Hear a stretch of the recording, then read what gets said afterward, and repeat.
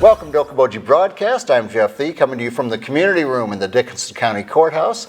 Dickinson County Treasurer Kris Rowley is here with us right now. First of all, welcome. Thank you. We're here to talk about some different subjects, but first of all, I have to congratulate you. Governor Reynolds just appointed you to the Board of Investment for IPERS. For IPERS, yep. It's quite an honor, actually, to get that phone call from her office and asking that, would I like to be appointed to that board and serve? And so I gave it some thought and said, yeah. You serve at the pleasure of the governor. Absolutely, absolutely. So it does have to be confirmed by the Senate, but I've already been in touch with the IPERS Board of Investment and the CEO, Donna Mueller, and we'll be going next Friday, a week from Friday, to do an orientation at their office. So it's very exciting. That is, congratulations, and it is exciting. Do they normally, like a treasurer of counties, get named to this position? It isn't always, but often. And the last one was a treasurer, and he retired, so they needed to step in with somebody else to fill his role. So okay. I'll be filling out his term, and that was Wayne Walter out of Winneshiek County. Well, wonderful. Yeah. Now, for those who don't know, IPERS is what? If we've worked in government at all, we understand, or school systems, we know what IPERS is. What is IPERS? IPERS is the retirement fund, the trust fund for all the public employees in the state of Iowa. That includes the cities and that includes the counties. So and the schools. So it's a lot of people that are relying on having this retirement fund take care of them through their long stretch of life. That's right, and we hope it's a long stretch of life after retirement, don't we? Absolutely. Well, let's talk about the fact that here in Dickinson County, you are going to be extending the hours in the driver's license station. First of all, why do you do that?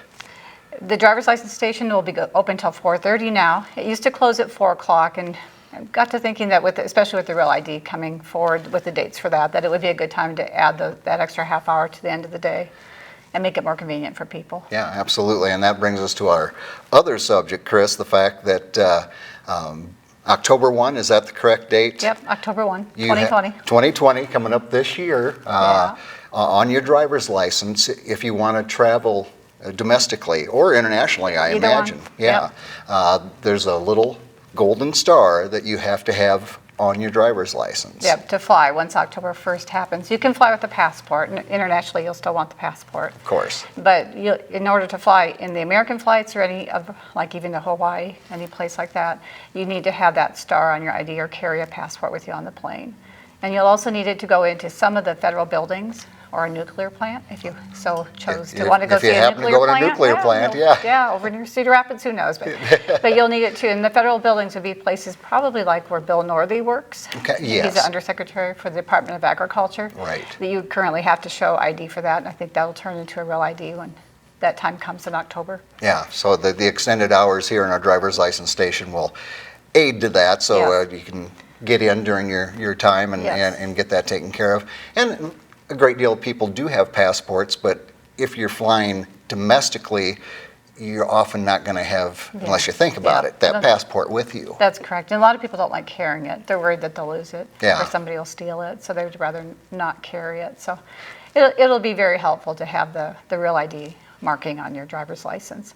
You do have to have documents that would be similar to a passport process to back that Real ID star. Okay. And the reason it even came to being was after 9/11 back in 2001, when we had that awful terrorist attack on our cities through airplanes. They wanted to make it safer, so one of the ways they did that was to shore up the driver's license issuing process all across the United States. Right. And so they built in more security features in the driver's licenses themselves, and they also made it more encouraging to have them printed in places that are more secure also. So they changed the whole process of driver's licensing for each state. Some of the states took a while to comply. Iowa was one of the first that complied with our rules. We actually were, and Iowa sits at 44%. I checked today. Oh, good. Compliance across the state. And we know not everyone will need one because not everyone is planning to fly. Right. But a lot of people probably do need to have that more than not. And an example of that would be my mom. She's 89 almost. Yeah. And she didn't think she would fly again, but she had a brother die last month. And so she flew. And so we just talked about that more recently, that you might need to fly again. Yeah. You never know when an emergency might come up, or a wedding, or it doesn't always have to be a sad thing. Yeah.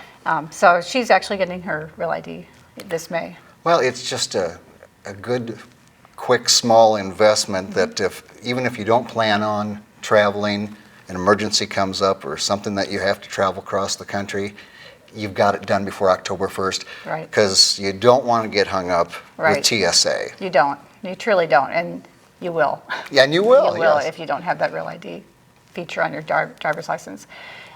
You do need to have things like a birth certificate that's certified if you don't have a passport. Right. You also need to also be able to show a chain of documents if you had a name change. Oh, yes.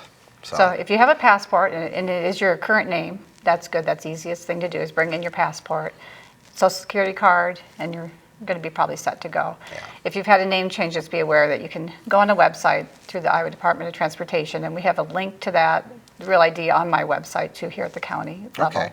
So you can go to the Dickinson County website and look for the Real ID markings, and that will take you right into a little program that helps you find out what documents you should bring for your unique situation. It asks you questions and you answer them, and then it generates a list and you bring everything. Very good. So- Well, you're doing a great job of serving the public in this time of need and these things that you need to get done. And so thank you from all of us for bet. extending those hours and making that easier, because bet. by October 1st, everybody, that's what you That's need to do that. Totally true. Just a quick question off the cuff. How are the blackout plates still as popular as they were when they first came They out? still are very popular. We have people every day come and get them. That's Yeah, amazing. or order them if they want them personalized. Yeah, Yeah, it very- has been amazing. Fantastic. Well, Kris, thanks for taking a few minutes with us and educating us on all these things that we My need to pleasure. do, and it's a pleasure to have you here with us. Thank you. All right, Kris Rowley, our guest here on Okoboji Broadcast. We thank her for being with us. We thank you, as always, for watching us right here on Okoboji Broadcast.